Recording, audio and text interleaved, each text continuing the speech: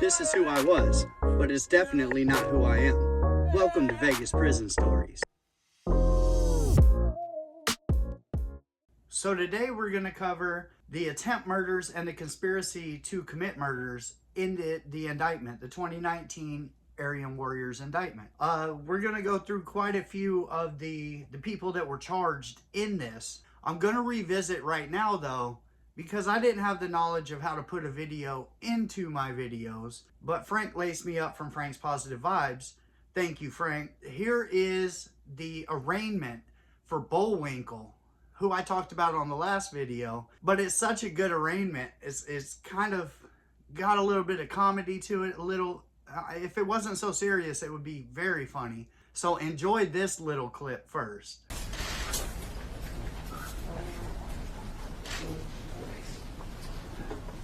Good afternoon, sir. Could I ask you what your name is, please? Chris Ashoff. All right. Mr. Ashoff, is that your true name? What do you mean? Is that my true name? Yeah. What do you mean? Is that your true name? As opposed to a name you go by, a nickname, anything like that? Oh, yeah, that's my real name. Okay. My birth certificate. Okay. How old are you, sir? 38. You read, write, and understand English? Fairly well. Okay, thank you. Have you received a copy of the superseding indictment? We have. And have you had a chance to discuss it with Mr. Ashoff? Yes. Okay.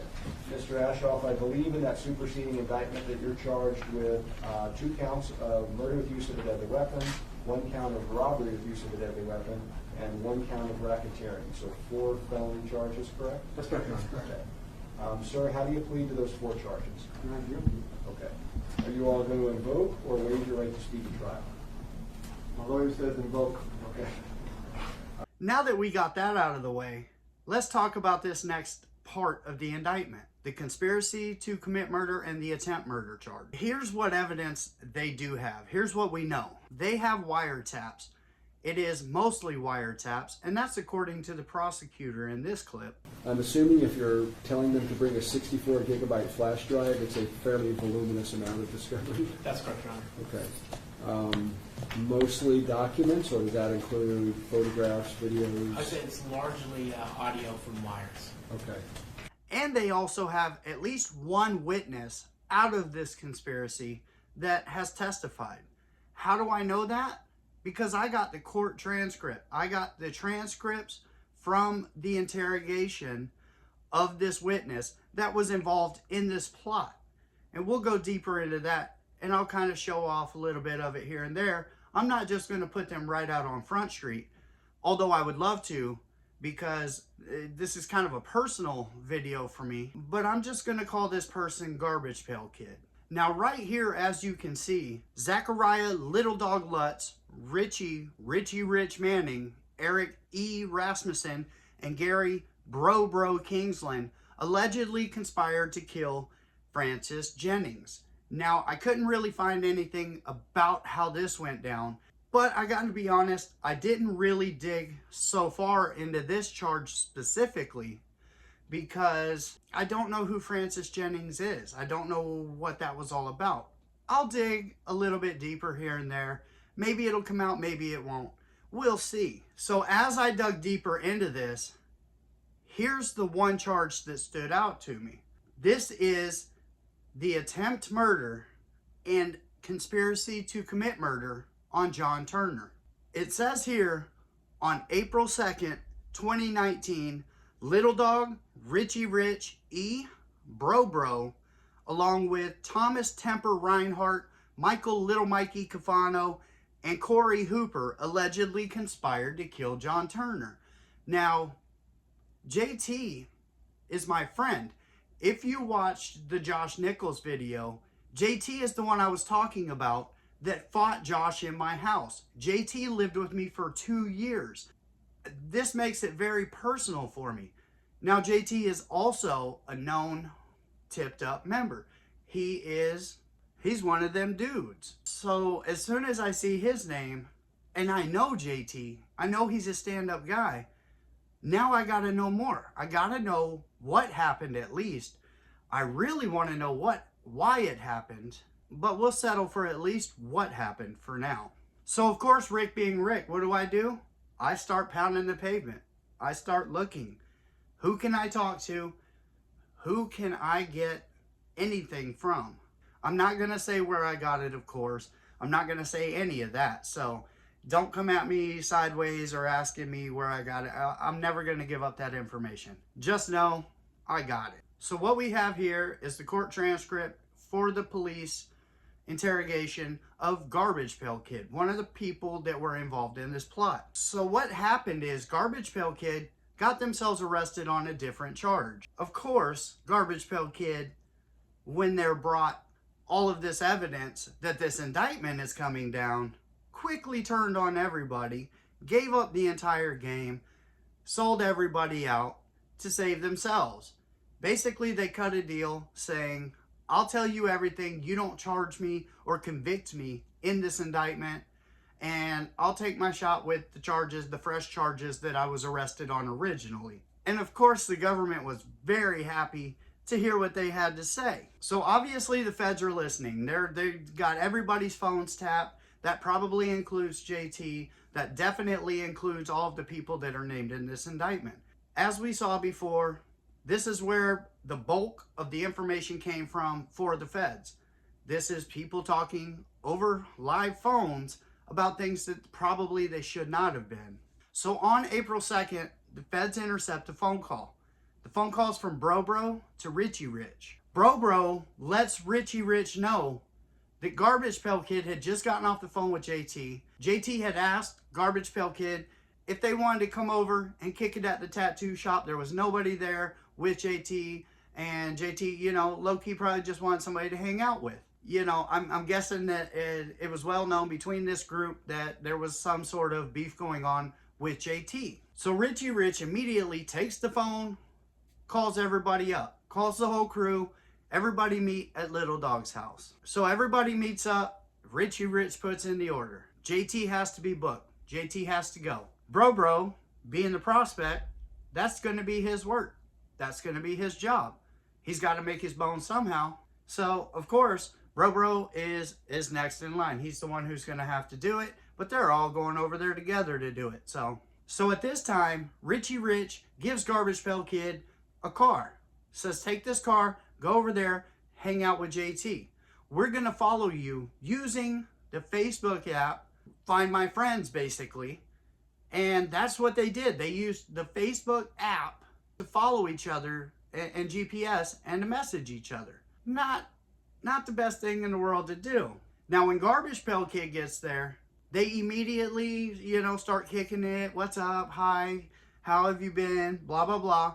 Garbage Pail Kid steals JT's keys. Now, they did this, obviously, so that JT could not leave, could not go somewhere, you know, so that JT would be there when the rest got there. So it looks like they all allegedly jump into a stolen red Escalade. It's not very flashy at all. And they're on their way to book JT at the tattoo shop when the feds decide they have to move in and they try to pull them over. Now, the group thinks that it's the task force, that it's gang task force coming after them. You know, they're not hip to what's going on with the feds at all. So they get pulled over by unmarked cars. Everybody out, everybody a different direction. They all split. Everybody gets away. They all meet back up. They're messaging. They're watching each other's GPS. They're using Facebook. They all meet back up. Now, Bro, Temper, and Little Mikey, they go over to their friend Checker's house. Checkers is Peter Vondenine. Now, this dude, he's charged as accessory, but we'll get to that. Basically, he tries to hide them out, tries to help them get away. They all get caught up. Task force comes, the feds are there. They swoop them all up, arrest everybody that they can. I believe Temper got away, maybe a few others, but for the most part, they got everybody that night. So later, after Garbage Pail Kid's interrogation, obviously, the feds come and they swoop up JT. Now, they do it in a slick way. They come in, they search the tattoo shop. One of the other tattoo artists has a locked box. They go into it. There's a handgun. They tried to charge JT with ex-felon in possession of a handgun. So they pulled JT in and got him on these trumped up charges that are never going to stick. And they hit him with the info. They show him the interrogation. They show him the transcript from the interrogation, give it to him to have in his hands while he's watching. And now JT is made aware that it was that close to them coming and probably killing JT. I mean, the group of hitters that were coming, some of these guys are no joke. If they had gotten a hold of him, that could have been really, really bad. JT, I know JT, I'll vouch for the man's character all day long. Ain't nobody ever going to tell me anything bad about JT and have me believing it. That's just the way it is. That dude is 10 toes down, and that's his life. That's who he is. So JT basically tells the cops, get fucked. I don't believe you. This is bullshit. I don't got nothing to say. Eventually, they have to let him go. They let him go like the 10th of April or so. He gets out.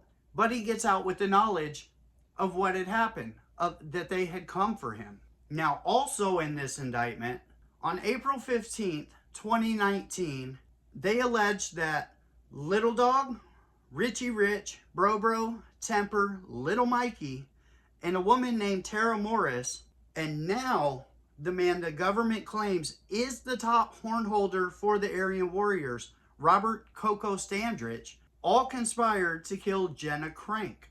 Now, I tried to get a hold of Jenna. She's not with it. She's got nothing to say about any of this. She wouldn't even tell me what it was about. I can respect the hell out of that. I wouldn't want my business out there like that either. But here we are doing YouTube. It is what it is. All of this has been brought on by wiretaps. And that's how this gets down. This is how everything was pulled together. Many people have asked, how are they putting all of this together? How are they tying these people together? Well, this is it.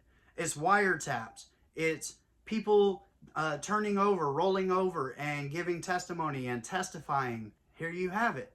Here's how you start tying people into it. Now, Soup and Bullwinkle never should have been charged in this indictment. Never. They robbed the dope man.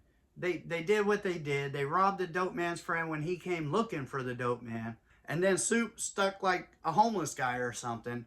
Like, none of that was a RICO charge. That was not to advance anything but their pockets. Other than that, this is how they're tying everything in, is through phone calls. Now, here is how it played out for everybody that was involved. This is JT. See, motherfuckers talking about that savage life, but when it comes down to doing savage shit, that's when we see what happens. John JT Turner was killed in a car accident on Thanksgiving Day of 2019. He was never charged in this. His name does not appear on the witness list or any of that. JT leaves behind a daughter and a bunch of friends who will always remember JT. And I hope he rests in peace. You know, I know for sure he didn't have much peace while he was out here. We love you, JT. We love you, JT. Here is Robert Standridge, a.k.a. Coco. This was his arraignment. All right. I apologize. I still cannot hear you, sir. I'm sorry. Where'd my IT guy go?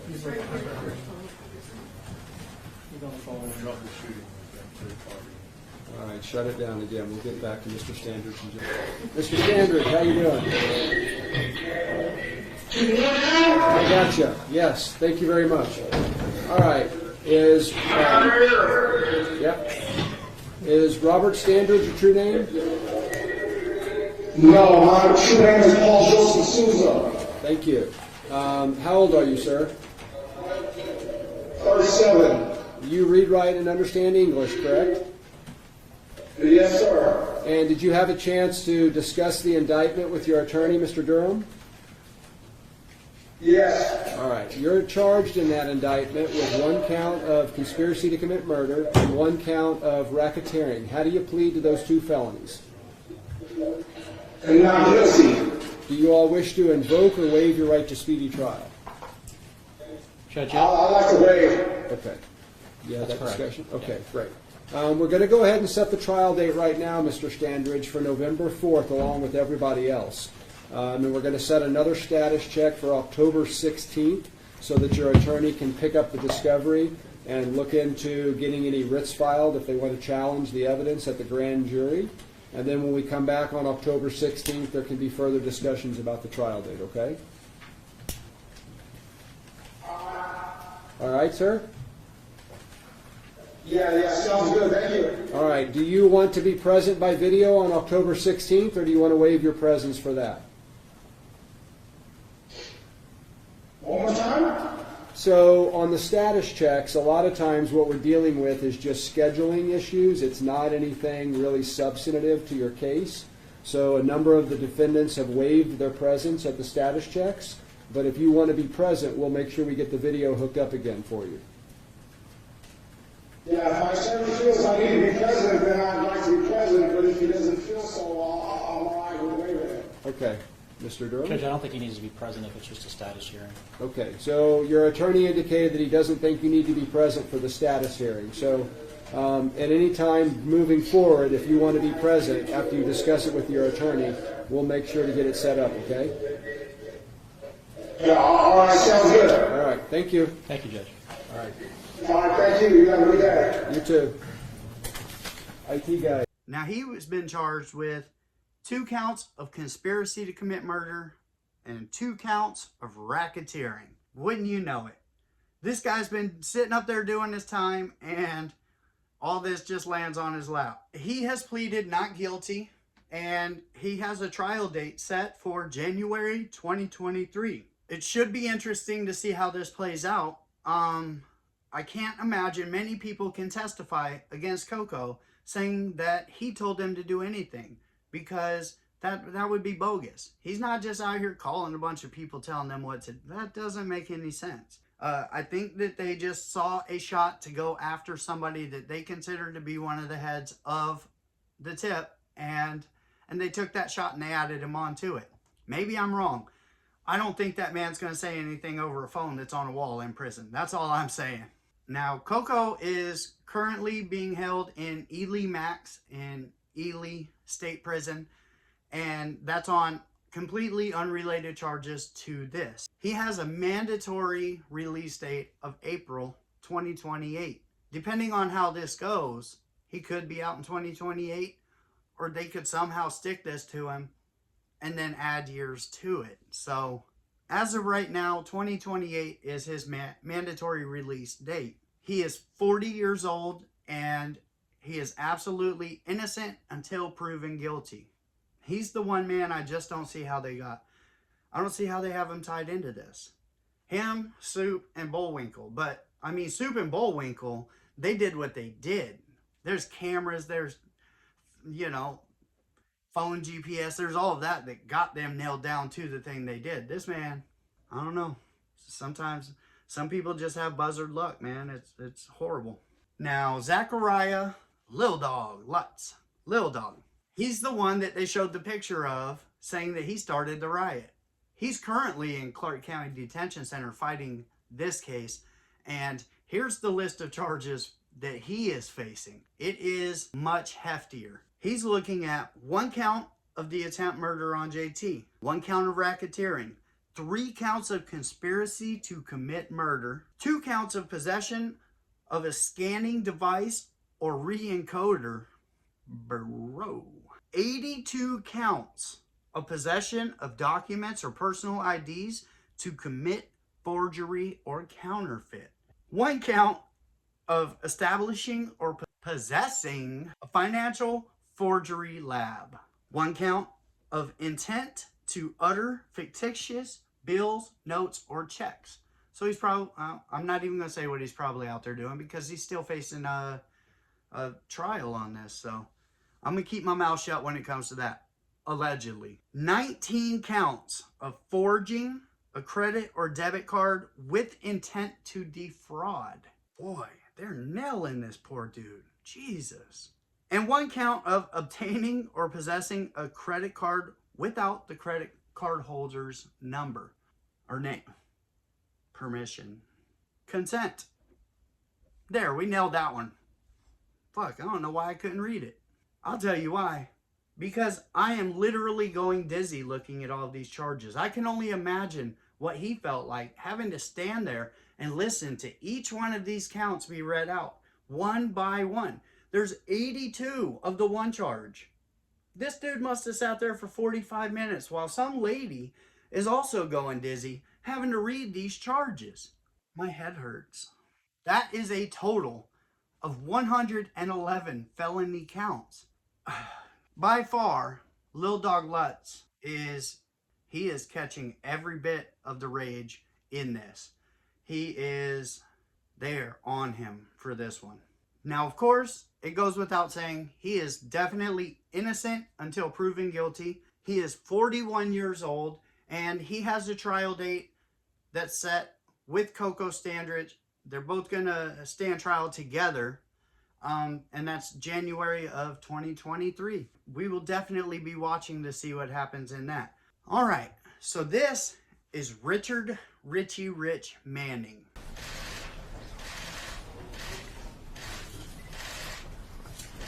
Mr. Manning is present. This is on page 16. Good afternoon, Mr. Manning. Good afternoon, sir. Is your true name Richard Manning? It is. All right. And how old are you, sir? 43. You read, write, and understand English? I do. Okay. Before we chat about the charges and get a plea in it, I need to get an attorney in place for you. Do you know if yourself or friends or family are going to be able to hire an attorney? Well, we're sure going to do our best to try, but right now, as it is, I'm definitely going to need one appointed. Okay. All right. Thank you very much, sir. All right, thank you, sir.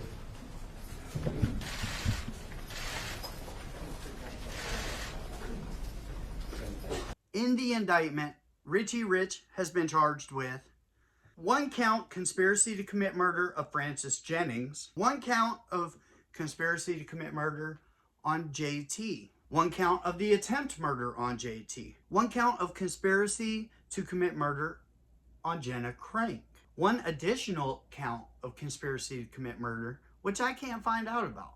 I don't know. And then 1 count of racketeering. On December 12th, 2019, Richard Manning pled guilty and was sentenced to 1 count of conspiracy to commit murder and got 4 to 10 years, and 1 count of racketeering and got 6 to 17 years. They broke Richie Rich off. Both of these charges are to be run concurrent, so at least he has that going. And he is currently doing his time on the medium yard in High Desert State Prison right now. He has a mandatory parole date of December 2027. So in about 5 years. That's not too bad for everything that they had him on. I'll admit that one. And he's 46 years old right now. This is Eric E. Rasmussen.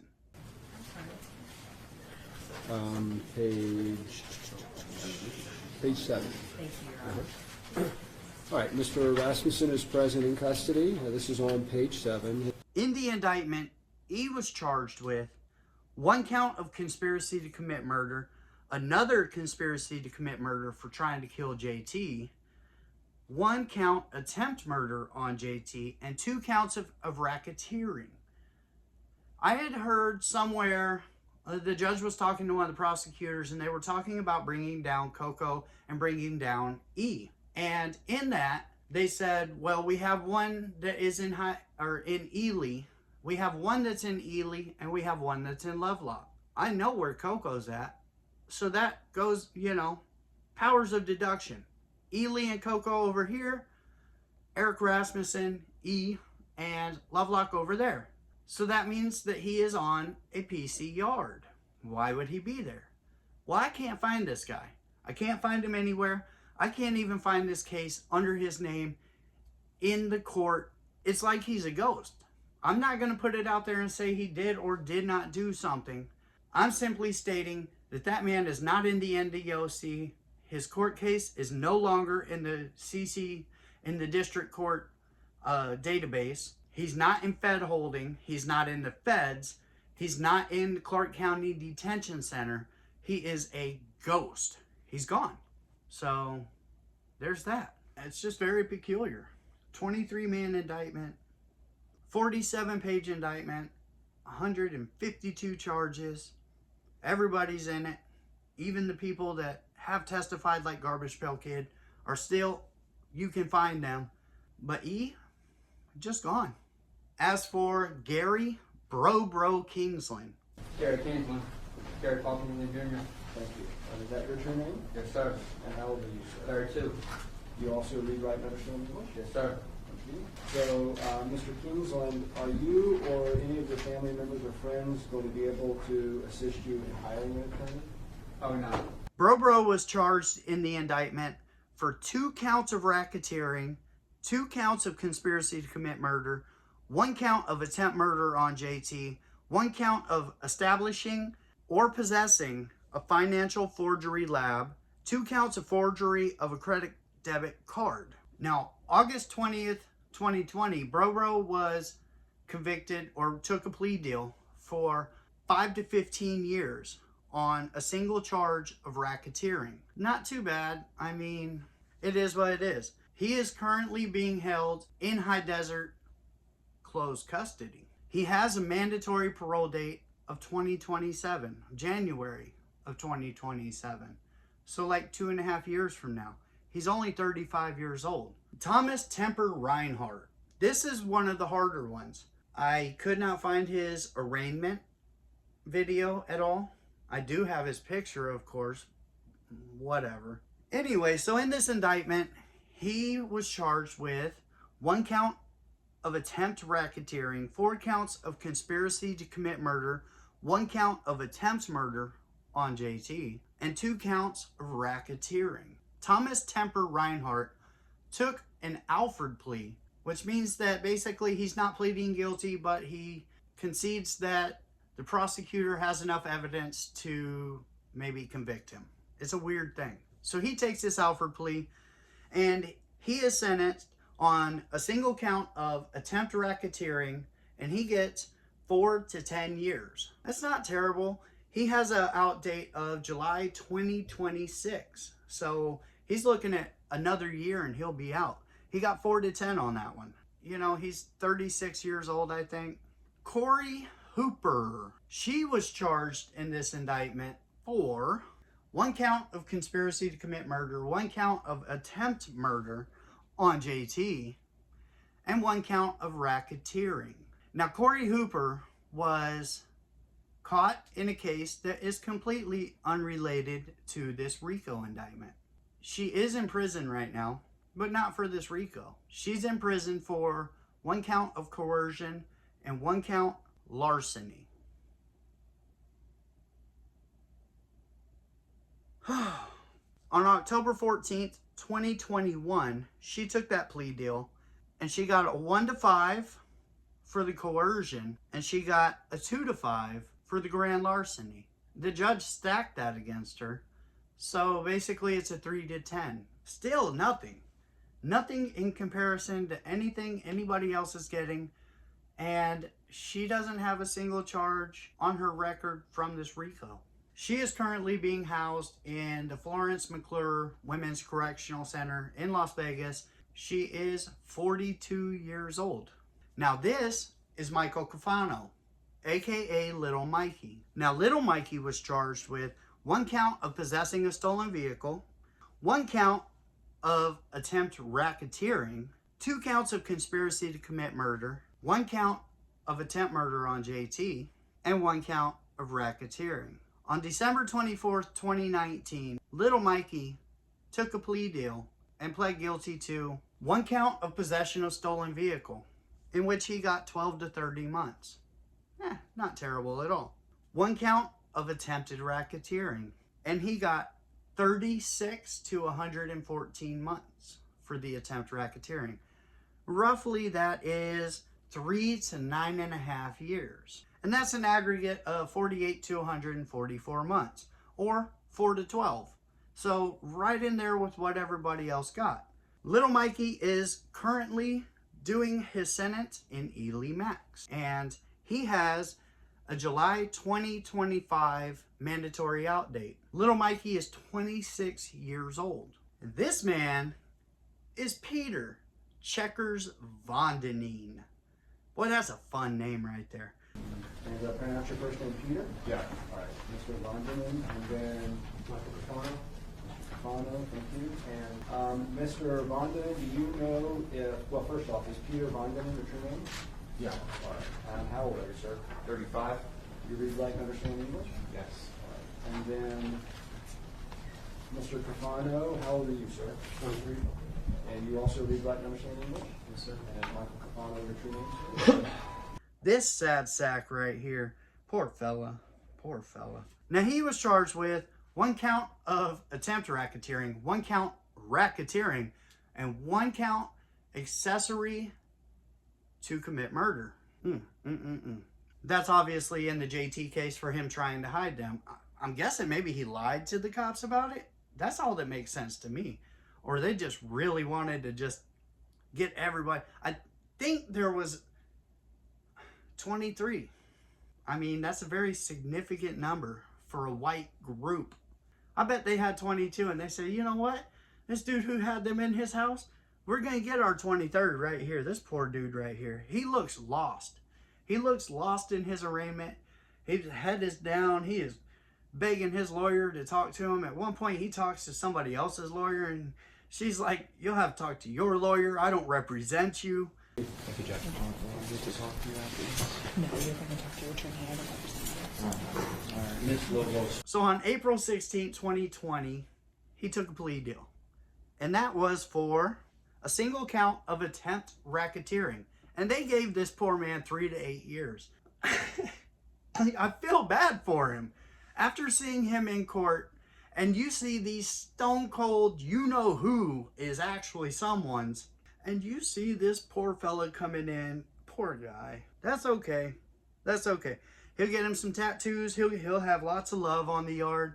And he can say that he's one of the 23 that went down in the AW Indictment. Now all of a sudden, you know, he gets him a little fuck the fake tattoo or, you know, any of that. Get you a spiderweb essay and a clock. Rah! He's going to come out all blasted, bro. Now, he is set to be out this year, at the end of this year, December. Merry Christmas to you, Checkers. You know, I hope your stay wasn't too bad. I'm sure it wasn't. You went down in the indictment. That alone right there gives you all the credibility that you're going to need. If you held your mud, did not roll over on anybody, and went away, and obviously had this man even hinted at rolling over on somebody, they would have just cut him loose off the indictment and he wouldn't have gone to prison at all for just harboring a fugitive, basically. So that in itself, the fact that he went to prison for 3 to 8 years shows that that man actually kept it real. He kept it 10 toes down, and he was just going through the blues in that arraignment. He's 38 years old. Now, Tara Morris, she was charged with 1 count of conspiracy to commit murder, 1 count of, 2 counts of conspiracy to commit murder. 1 count of attempt racketeering and 2 counts of racketeering. On October 27th, 2020, she took her plea deal. She was sentenced to 1 count conspiracy to commit murder, which she got a 3 to 10, and 1 count of attempted racketeering, in which she got a 3 to 10, both to run concurrent. So she got a 3 to 10. Tara Morris did her thing, I guess.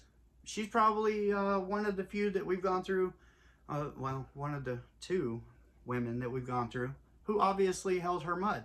Took it like a G. Give me that 10-year sentence. She has a mandatory release date of 2024, and she is 33 years old. Still young enough. So there you have it. There is the conspiracy to commit murders, the attempt murders on this indictment. That leaves us with about 10 people left on the indictment. I'm going to do all of those, hopefully, in the same next video, part 3. Here's where we land right now, though. And I hope you guys enjoyed this video. I got to tell you, this one hurt my brain. It hurt it a lot. All this information, and now all these new videos being introduced, and whatnot. I hope you're entertained. Are you not entertained? Motherfuckers. Eat a bowl. I want to thank each and every one of you for coming to Vegas Prison Stories. I appreciate each and every one of you. Don't forget to hit the like button. I don't really say that too much because I don't like to beg for subscribers, comments, or likes or any of that. But if you did like it, man, hit the like button. If you got something to say it. I usually let people run wild on my comments, and I'm pretty good about answering almost everybody's comments. With that being said, the next video will be the comments video. Anyway, thanks for coming to Vegas Prison Stories. I appreciate each and every one of you. I hope you have an amazing day, and I'll see you next time.